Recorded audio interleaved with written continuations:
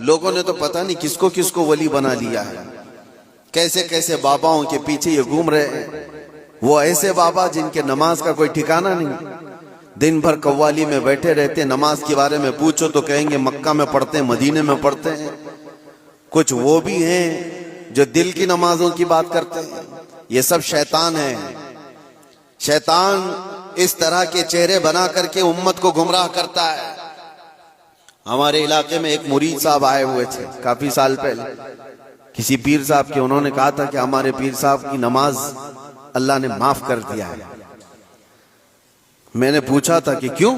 کہا اتنا تقویٰ ہو گیا، اتنی عبادت کیے ہیں کہ ان کو اب یہ ظاہری نماز کی ضرورت نہیں ہے، وہ باطنی نماز پڑھتے ہیں۔ میں نے ان کو ایک سپرے مارا تھا، وہ ابھی تک آئے نہیں واپس۔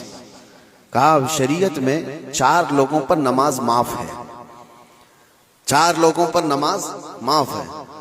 نابالغ بچہ ہو تو نماز معاف ہے، بھی مطلب اس پر نماز فرض ہی نہیں ہوئی۔ دوسرے پاگل ہو، دماغی نہیں ہے تو بھی نماز معاف ہے۔